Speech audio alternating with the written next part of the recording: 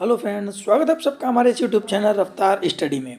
तो आज हम स्टार्ट करेंगे जो चैप्टर 1 था हमारा, जो स्टार्ट हो चुका है पहले से ही, चैप्टर फर्स्ट, जिसका हमने प्रीवियस वीडियो में डिस्कशन किया था, फीचर्स ऑफ इंडियन इकोनॉमी। तो आज हम इस वीडियो में जो हमारा जो नेक्स्ट टॉपिक है वो हम करेंगे। उसमें थंबनेल में आपको पता चल गया होगा, एग्रीकल्चर सेक्टर के बारे में आज हम पढ़ेंगे। जो हमारा चैप्टर फर्स्ट है उसका टॉपिक नंबर 2 है वो, ठीक है ना। तो हमने प्रीवियस वीडियो में क्या समझा था, फीचर्स ऑफ इंडियन इकोनॉमी, कि इंडियन इकोनॉमी है वो eight the time of independence, आज़ादी के समय पे किस प्रकार से वर्क कर रही थी। तो आगे चलते हैं, हम आज टॉपिक आगे बढ़ाते हैं। तो देखिए यहाँ पे जो सेकंड टॉपिक है हमारा वो है एग्रीकल्चर सेक्टर के ऊपर। तो इसी को हम देखेंगे आज। ये हमारा जो थंबनेल था जो आपने देख चुके हैं, जिसमें लिखा है ना स्टेट ऑफ एग्रीकल्चर सेक्टर, तो आज हम इसके बारे में पढ़ेंगे, स्टेट ऑफ एग्रीकल्चर। यदि आपको इस वीडियो की पीडीएफ चाहिए तो आप डिस्क्रिप्शन बॉक्स में जा करके वहाँ से आप पीडीएफ ले सकते हैं। तो आइए देखिए एक डिस्कशन करते हैं हम। सबसे पहला जो हमारा आ जाता है यहाँ पे वो आता है लो productivity, low production and productivity. देखिए एग्रीकल्चर सेक्टर की बात आई है तो हमने प्रीवियस वीडियो में भी कुछ एग्रीकल्चर के बारे में कुछ टर्म्स थे वो हमने डिस्कशन किए थे। जैसे कि जो हमारी जो इकोनॉमी थी 1947 टू 1948 मीन्स आज़ादी के समय पे, वो एक एग्रियन इकोनॉमी पर थी। एग्रियन इकोनॉमी मतलब एग्रीकल्चर बेस्ड इकोनॉमी पर थी, जिसमें around 72% peoples engage in agriculture. लगभग 72% जो जनसंख्या थी हमारे देश की वो किस पे निर्भर थी, एग्रीकल्चर सेक्टर पर निर्भर थी, जो कि एक हमारे लिए एक मोस्ट इम्पॉर्टेंट रोल प्ले कर रहा था इंडियन इकोनॉमी के लिए, ठीक है ना। अब लो प्रोडक्शन एंड प्रोडक्टिविटी का क्या कहने का मतलब है, देखिए production refers to total output and productivity refers to output per hectare and both were very low at the time of independence. देखिए क्या कहने का मतलब है, जो प्रोडक्शन था, जो टोटल आउटपुट होना चाहिए था पर हेक्टेयर के हिसाब से, वो कैसा था, बहुत ज़्यादा कम था। किस समय पे, eight the time of independence, आज़ादी के समय पे। यदि मैं आपको एक फैक्चुअल डाटा दूं तो देखिए आप नोट कर सकते हैं। नोट कुछ ऐसे कि जो वीट है, यदि मैं बात करूं, देखिए डाटा फैक्चुअल है। 1947 की यदि हम बात करें तो 660 kg, यहाँ पे मैं नोट कर देता हूँ आपके, 660 kg हो रहा था 1947 में, ठीक है। ये 1947 की बात है। 1947 में हमारी कितनी प्रोडक्टिविटी हो रही थी, वो रही थी हमारी 660 kg। अब ये 660 kg था हमारा, ठीक है ना। और वहीं हम बात करें, ये 1947 का डाटा है, बट यदि हम रिसेंटली बात करें 2019 और 20 का डाटा, ये देखिए पर हेक्टेयर के हिसाब से था। 1 हेक्टेयर में हो रहा था इतना हमारा, ठीक है, 1 हेक्टेयर में। यदि हम रिसेंट डाटा बात करें 2019-20 के हिसाब से, तो देखिए लैंड हमारा सेम है, और देखिए इसमें जो प्रोडक्टिविटी बढ़ के आई है वो कितनी है, 3421, ठीक है। तो देखिए डाटा कुल मिलाकर के आप इससे अंदाज़ा लगा सकते हैं कि जो प्रोडक्टिविटी है वो कितनी ज़्यादा बड़ी है, ठीक है। लगभग आप कहें तो उसकी 5 टाइम्स है वो। तो 1947 में जो प्रोडक्टिविटी हो रही थी वो बहुत ज़्यादा कम थी पर हेक्टेयर के हिसाब से, बट अब रिसेंट में यदि हम पता करें तो वो कितना है, बहुत लगभग 5 टाइम्स आप इसमें लिख सकते हैं। ये मैंने वीट का डाटा बताया है। गेहूं का उत्पादन कुछ इस प्रकार से हो रहा था, और सेम एज लगभग हमारा कह सकते हैं जो राइस था वो भी सेम ही था। तो eight the time of independence जो एग्रीकल्चर की जो प्रोडक्टिविटी थी हमारी वो कैसी थी, एक्सट्रीमली वेरी लो थी, बहुत ज़्यादा ही कम थी, ठीक है ना। और रिसेंट डाटा यदि हम बात करें तो आप बोल सकते हैं it is increase by approx 5 times, okay. आगे चलते हैं, high degree of uncertainty. High degree of uncertainty का क्या कहने का मतलब है, देखिए high degree of uncertainty means agriculture in India was heavy dependent on rainfall. देखिए हमको इतना तो पता है कि जो हमारी जो इकोनॉमी है वो रेनफॉल पर बेस्ड है पूरी। रेनफॉल पर मीन्स वर्षा पर है, नहीं थी, वर्षा पर थी, क्योंकि बारिश होगा, क्योंकि हमारे पास इतनी ज़्यादा एडवांस टेक्नोलॉजी नहीं थी कि हम पानी को इरिगेट एक तरीके से इक्वल डिस्ट्रीब्यूशन ऑफ क्या कह सकते हैं इरिगेशन यदि हम कर सकें, वो हमारे पास इतना ज़्यादा टेक्नोलॉजी नहीं थी। तो हम किस पे डिपेंड थे, रेनफॉल पर डिपेंड थे, ठीक है ना। Due to the lack of permanent means of irrigation, मैंने बताया lack of permanent means of irrigation, irrigation की हमारे पास कमी थी। डैम्स वेल, यही कुछ था हमारे पास, जो ओल्ड ट्रेडिशंस मेथड्स थे हमारे पास। No effort by the britishers were made to strengthen the agriculture sector. अब देखिए, ब्रिटिशर्स के द्वारा कोई भी एक अलग से अपना एफर्ट नहीं दिया गया था कि एग्रीकल्चर सेक्टर को यहाँ पे एनहेंस किया जाए, ठीक है। उन्होंने जैसे इंफ्रास्ट्रक्चर की डेवलपमेंट के बारे में भी हम आगे अपने टॉपिक्स के बारे में बात करेंगे। उन्होंने इंफ्रास्ट्रक्चर तो डेवलप कर दिया था, बट इस चीज़ पे ध्यान नहीं दिया था उन्होंने, क्योंकि हमारी जो इकोनॉमी थी वो पूरी एग्रीकल्चर बेस्ड पर थी, और हम लोग डिपेंड भी किस पे थे, रेनफॉल पर थे। तो देखिए, हमारे इंडिया में भी एट द टाइम ऑफ ये कह सकते हैं इंडिपेंडेंस के बाद बहुत सारे फेमिनाइंस भी आए हैं, बहुत सारी कह सकते हैं और अकाल भी पड़े थे, उन सबको सहना भी पड़ा था हमको, ठीक है ना। तो ये हाई डिग्री ऑफ अनसर्टेनिटी थी कि वर्षा होगा तब तो ठीक है, अदरवाइज हमको सफ़र करना पड़ रहा था प्रोडक्टिविटी को लेकर के। यदि हम थर्ड पॉइंट की बात करें, the dominant of subsistence farming. देखिए, सबसे पहले हमको समझना पड़ेगा सब्सिस्टेंस फार्मिंग क्या है, ठीक है। Subsistence farming means the farming that is done to meet the basic needs of the farmer and his family. देखिए, इसको यदि मैं हिंदी में बात करूं, सब्सिस्टेंस फार्मिंग को तो बोला जाता है जीवन निर्वाह कृषि। दोबारा बोलता हूं, जीवन निर्वाह कृषि। तो ये है क्या?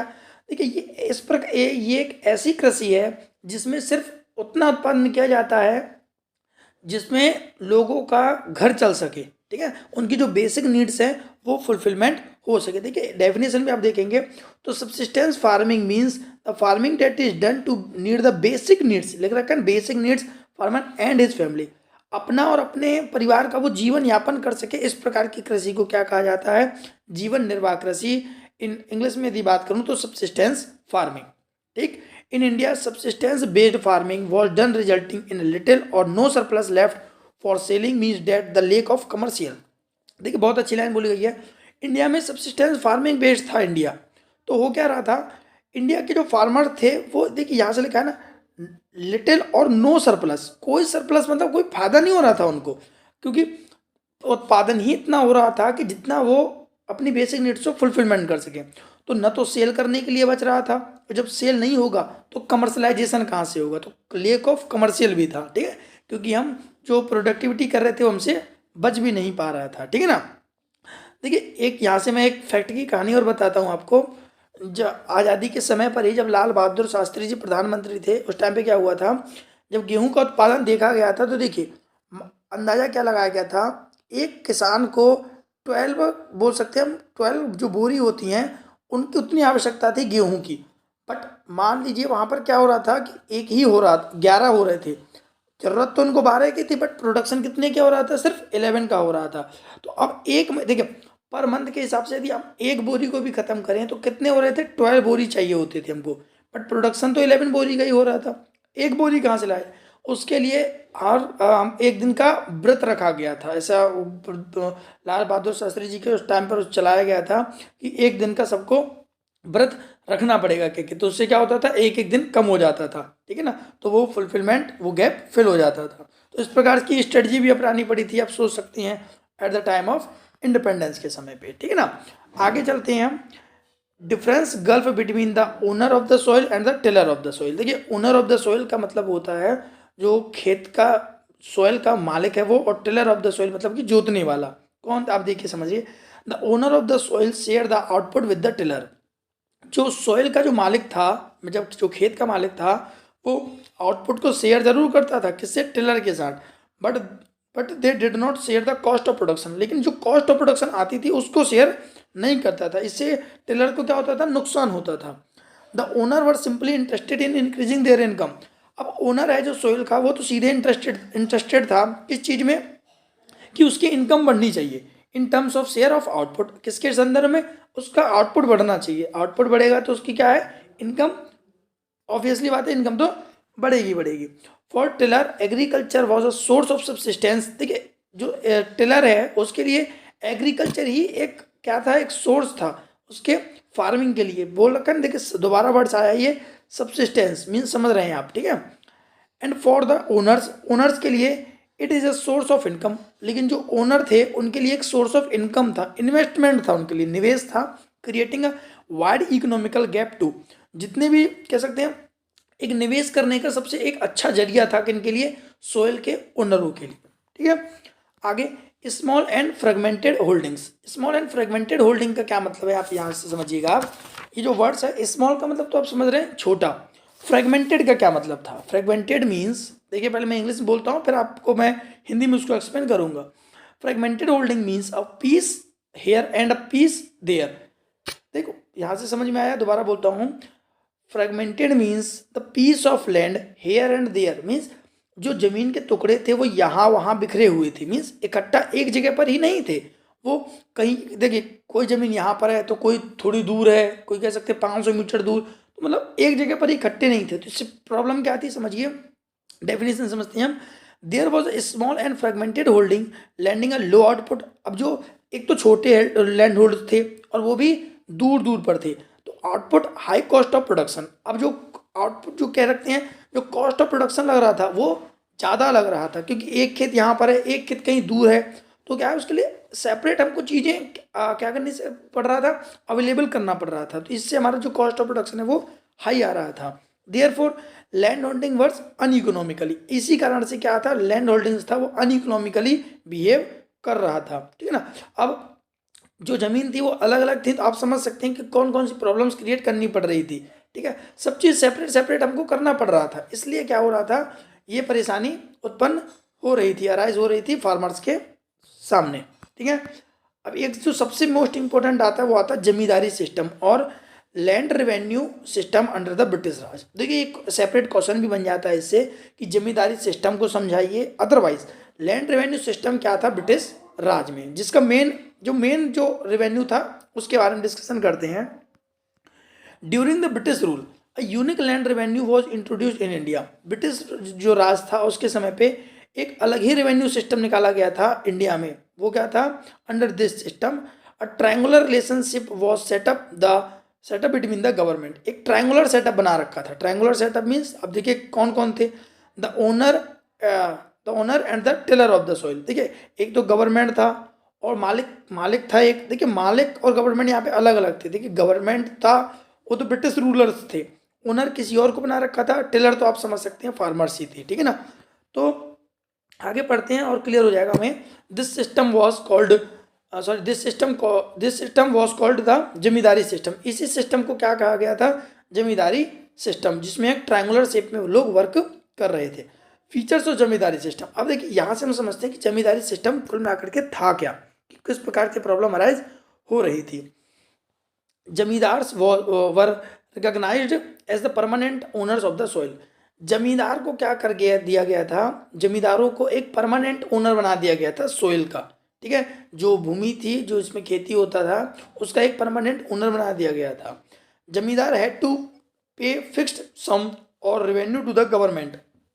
जो ब्रिटिश गवर्नमेंट था तो जमींदार क्या करते थे, एक फिक्स रेवेन्यू अर्न करके गवर्नमेंट को दे देते थे, ब्रिटिश गवर्नमेंट को दे देते थे। जैसे एक खेती से 100 रुपये मान लो गवर्नमेंट ने डिमांड किया तो उसको 100 रुपीज़ पेमेंट कर दिया जाता था।